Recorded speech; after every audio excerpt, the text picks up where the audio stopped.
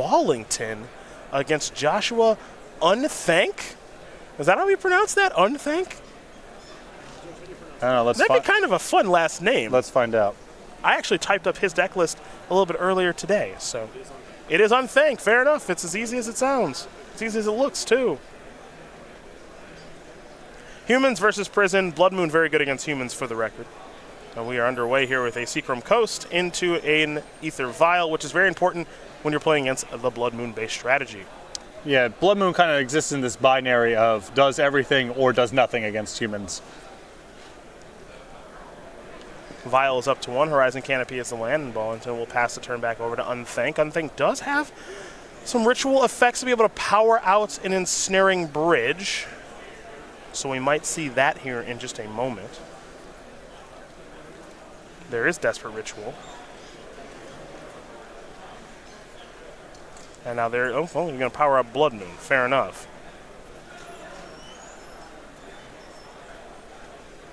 Horizon Canopy will be sacrificed in response. Got to get that card. And hopefully, if you're Jacob, you've got a 1-drop to slide through the Vial and actually get something started here. He will activate the Vial. That is a Champion of the Parish. Vial is up to 2.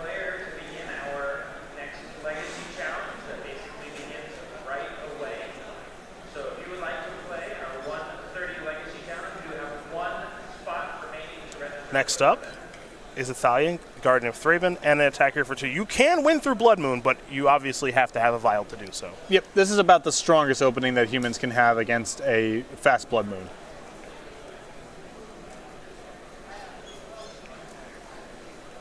Unthank has a Gemstone Caverns and just a passing of the turn. Vial is now up to 3, so we're already past 2 at this point for Ballington. Means the hand must have a lot of 3-drops in it. Ballington also, with a main deck, 1 copy, Deputy of Detention. So that is another way to potentially get out from under the Blood Moon, maybe Ensnaring Bridge, should that show up. It'll be a Mantis Rider here pre-combat, which will pump Champion of the Parish up to a 3-3. And then Thalia will also join the fray. So it's a pretty healthy attack there for 8 damage. Now we're going to head back over to Unthank.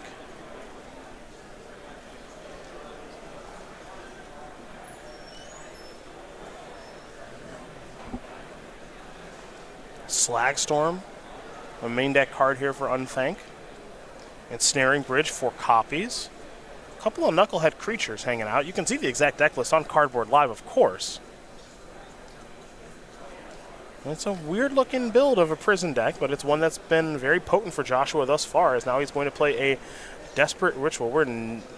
It's got to be Ensnaring. Yeah, I mean, he's just trying to get cards out of his hand, right? If he's doing it that way. That makes total sense, because you're generating the same amount of mana, tap 3 to make 3, and then Ensnaring Bridge is going to go up to 4. So, Ballington with the Vial on 3. You mentioned Deputy and how useful that could be. Is he able to attack? It looks like he is. And now Unthank needs to get down to 1 card in hand next turn because the Thalia, Guardian of Thraben, is representing lethal. Indeed it is. As Unthank is now down to 2. There's a Ramunap Ruins. Needs to be able to cast 2 cards this turn. The Chandra in hand is going to cost 5.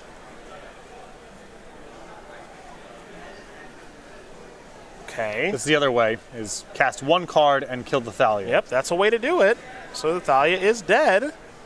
And he's down to 2 cards in hand, so these creatures are too large. What is this going to be? That's a Deputy of Detention. That's going to do just fine. Jacob Ballington going to win game number 1 here over Joshua Unthank. Humans up a game over Mono Red Prison. And while the Deputy is a Vidalcan Wizard, if memory serves, and not a human, it does just fine there for Jacob. Good types trivia. You got it right. Bang. Bang. Thank you. Good Thank you. one of fun of right there. Thank you. Good time. Let's take a look at the sideboards here. We'll start with Joshua Unthank, who's got a Grafdigger's Cage, a Hazaret the Fervent, a Magus of the Moon, a Ravenous Trap, a Sorcerer's Spyglass, 2 Torpor Orbs, 2 Trinospheres, 3 Anger of the Gods, and a Braid, an Eidolon of the Great Revel, and yes, in a Chroma, is that an Angel of Fury? Yeah, so I'm into some of this stuff here. The 3 copies of Anger of the Gods, most obviously. The Braid, the Magus of the Moon, could be talked into the Hazaret as well, and maybe the Torpor Orb. Plenty of Enter the Battlefield triggers over on the human side. Let's go over to Jacob Ballington's side of things. 3 Damping Spheres, 3 Auriok Champions, 2 Sin Collectors, 2 Gaddock 2 more Deputy Detentions. You know those are coming in. Along with a Whirler Rogue, a Militia Bugler, Boo, and a Dismember. So I'm definitely into the Bugler and the 2 copies of Deputy Detention. I don't think this is really a great matchup for Auriok Champion. It's not like, even though Unthank is mono red, it's not really like he's trying to lock you out of the game with the red cards necessarily. Sin Collectors, hit or miss. Gaddock, hit or miss. So there's some fringe options here. Only the Bugler and the Deputies stand out as obvious includes. Well, those are the options there for both players. Game number 2 will be underway here in just a moment. But before we get there, we are going to talk about the Season 2 schedule here on the SCG Tour, folks, when we are kicking things off in Pittsburgh. Patrick and I have been doing this for almost 7 years. Never done a show in Pittsburgh before. Great Magic scene, too. Pretty surprising, but we will be there at the end of June. They better show out. And there better be at least one really good place to eat there. Talking to you, Stu Summers. Pittsburgh's got plenty of good options. They better. Yeah. So anyhow, after we do that, July gives us Worcester, Philadelphia, and Columbus. That is standard, team constructed, and modern, respectively. August is Richmond and Dallas, team constructed and modern. September, one open, that's Legacy and Syracuse, September 14th and 15th. That brings us to October with Philadelphia and Indianapolis. Formats yet to be announced. We'll have that information for you shortly. October 19th is Regional Championships. Those will be modern, and you can head over to go.starcitygames.com/regionals. When we get a little bit closer to that event, we'll have more information, including venues and playmats, other prizes. Last open will be October 26th and 27th in Atlanta. November and December to run out the years. One event in each of those months, but they're big ones.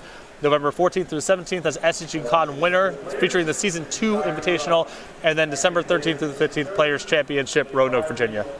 Let's take a look at some playmats very quickly, shall we? We'll kick things off with our standard opening classic playmat. It is Captain's Quarters by Titus Lunter. Little pirate ship feel there. We'll go to our modern opening playmat, drawn by the one and only John Avon. That is Aurora's Light. And last but certainly not least, for our Legacy Open and Classic Players, is by Mark Teeden. Hopefully, Mark, I'm getting that correct. And it is Ripped from Reality. That poor Minotaur is getting destroyed somehow. These playmats are free and exclusive, designed specifically with the SCG Tour in mind, with entry into any open, classic, infinite challenge, and sealed spectacular package. Go.starcitygames.com/schedule for more information. As we get ready here for game number 2 between Jacob Ballington and Joshua Unthank. I see we got some jokers on the internet here, Patrick. Okay. I've been doing my my pack openings. Yes. Good pal Tommy Ashton and his friends at Grand Prix Providence, Ari Lax and Timothy Wu, are also doing it with a Homelands pack for the Race for the Homarid art. That's Fallen Empires. Or Fallen Empires, I'm sorry. Yeah. Homarid? Yeah. Have you played with the Homarids? You know I haven't. Yeah, I played a lot with them. Are they a lot of fun? They're very complicated. Okay. So the tide goes high, and then the tide goes low. Okay. And in the middle, they're normal, and then their stats change if it's high tide or low tide. So it tracks every 4 turns. It's a What? It's a 4-turn orbit. The high tide, the low tide, and then the even tide. Tracks every 4 turns? Kind of. We'll get them on the screen. They are really complicated. Eugene Harvey built a lot of Homarid decks back in the day, and it was a maze of onboard complexity. Fortunately, they were so weak that it rarely mattered very much if you couldn't sort it out. But perhaps Homarids will be coming back to Modern via via Modern Horizons. Would not be a bad choice. There are some changelings in this set, so technically Homarids are already in the set. I think Spawning Bed is the Homarid token generator. You would know much better than me, partner. Trust Spawning me. Pool. I don't remember a Spawning Bed. We got some very, very quick mulligans Fortunately, my little tablet here is right up on starcitygames.com, so we can. Spawning Bed, it looks like. Look at just a wealth of information. Homarid Spawning Bed. Yeah. Blue enchantment. Blue 1. Sacrifice a blue creature to put X Camerid tokens into play, where X is the casting cost of the sacrificed creature. Treat these tokens as 1/1 blue creatures. Very good alongside Polar Kraken, which had a large converted mana cost and was very challenging to attack with. Look at you, just breaking it from day one. Both these players very quickly taking a mulligan, so they're going to look at 6 cards. Also got played alongside Giant Shark from the Dark. Arr, arr. 6 mana, 4/4. If Giant Shark blocks or is blocked by a creature that has taken damage this turn, that doesn't come up all that much. Giant Shark gets +2/+0 and trample until end of turn. Giant Shark cannot attack unless opponent controls at least one island. Giant Shark is buried immediately if at any time controller controls no islands. Also very good with the spawning bed strategy because sometimes your opponent does not have islands. You cash it in for 6. Yeah, see? So you get four tokens over time. And at the odds, that's the high tide and the low tide, respectively. It's either a 1/1 or a 3/3. The other turns 2 and 4, it's a 2/2. I love it. And they're all like that. And none of them are any good. And they all have sweet art like that. Yeah, I was going to say, take a look at the artwork. Yeah. A mountain to start here for Josh. Horizon Canopy into Noble Hierarch here for Jacob. Notably not a copy of Aether Vial. So Noble Hierarch gives you some play against Blood Moon, but not nearly as much as Aether Vial. And of course your Noble Hierarch is liable to die. Well, there's Blood Moon on turn 2 via the Desperate Ritual. So we'll see just how well Jacob can operate. You know, if Unthank is able to follow this up with Anger of the Gods. Oh, okay. Island's nice. Island's nice. You still got a lot of eggs in that Noble Hierarch basket. No, never mind. Well, Vial, and this Blood Moon's not doing anything at all. Vial into Thalia. Jacob Ballington will pass the turn back. Good clean living over here. We'll see what comes next for Joshua, which is nothing. Just passing the turn. Vial up to 1. Jacob will draw. Really bad sign against Thalia to not make a land drop and not play anything. Auriok Champion, Militia Bugler, Deputy Detention, Meddling Mage all in hand here for Jacob. Very good. There's an attack. Very good mixture of cards.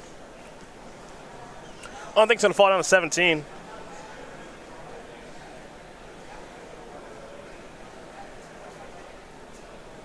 We'll see if Jacob maybe wants to deploy a Meddling Mage on this battlefield. I think he's probably going to have some interest in holding Deputy for a little while. So there is Meddling Mage, and we'll see what the name is going to be.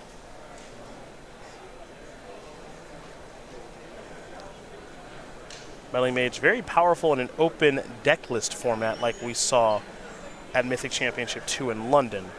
Don't have that here in Louisville, but sometimes you can just guess correctly, and a Braid is the name here. This is Krenko? Question mark? Go to the tape. We'll remove Giant Shark from my screen. It is Krenko 10 Street Kingpin. A new one that we're going to have to take a look at here, I guess. 3 mana, 1/2. When Krenko 10 Street Kingpin attacks, put a +1/+1 counter on it. Then create a number of +1, and then create a number of 1/1 red goblin creature tokens equal to Krenko's power.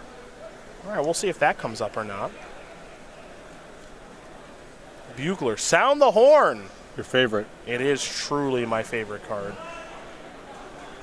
4 good cards there. Deputy Detention, Thalia, Champion of the Parish as well. The Deputy, I think, is a pretty easy take. What's the question there, partner? Just what's going on with Krenko? Just hanging out. So you got to win some way. I suppose. Got to give some beatdowns. Here comes Thalia with an Exalted Trigger. I got some bad feelings about how combat's going to go. I don't think it's going to go well for Krenko. You're right. Joshua drawing a copy of Rain App Ruins. Oh, yeah. Talk to me. Vial for 2. Auriok Champion. well, I'm going to block. That's nice. Maybe gain a little bit of life when the goblin comes in. All right, it's not a... I've seen better turns. It's a double block, actually. Oh, boy. Yeah. Krenko down. Welcome to the feature match area, Krenko 10 Street Kingpin. I think it's going to be time for Anger of the Gods. All right, so that's fine, sure. Got to clean up a bunch of stuff. That's for sure. Not going to clean up that Auriok Champion, of course. Not a great debut there by Krenko. Just rolled into town and rolled right out of town. That's right. We're going to go over to Jacob Ballington now. Got a Vial on 3. We know there's a Deputy in hand.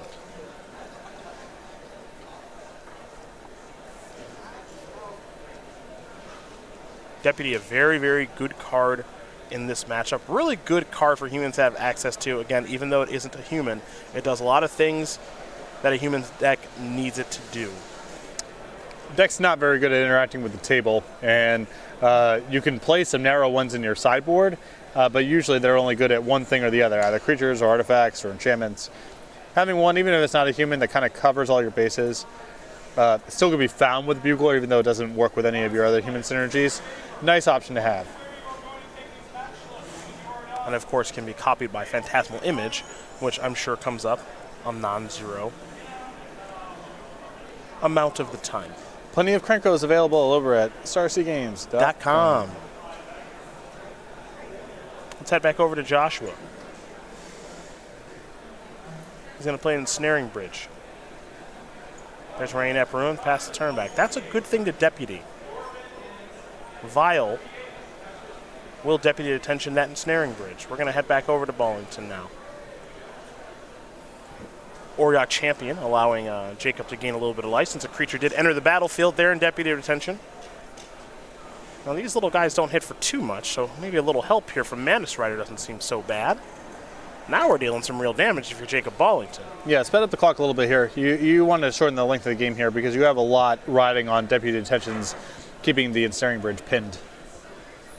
Ballington will pass the turn back over to Unthank. Unthank's going to tap some mana. This is a Desperate Ritual. Can't wait to see what this is going to be. That is a Chandra. Minus, shoot that down, get your bridge back, pass the turn back, no cards in hand. Empty-handed. Ballington cannot attack right now. And an opportunity here for Unthank to start taking over this game with Chandra. Well, if you're Ballington, you got to get that bridge off the table to take care of that Chandra, and I think he's got another Deputy Attention to do just that. So that will take care of the bridge. And Ballington will gain a little bit of life from the Champ, and the Champ is going to take care of Chandra, and Mantis Rider is going to take care of Joshua's face. So good exchange there. You can see just how potent Deputy is in these kind of matchups and for humans in general. I mean, Ballington would have just been locked out of game number one without it, and it's done a lot of work here. Here's 3 mana spell. What do we got here? Oh, I see. We're going to go this route to the monkey. Jacob tapping going to play a little Phantasmal Image here. Copy Mantis Rider and get the game over with here. So Jacob Ballington going to take care of Joshua Unthank. 2 games to 0. Humans runs right over Mono Red.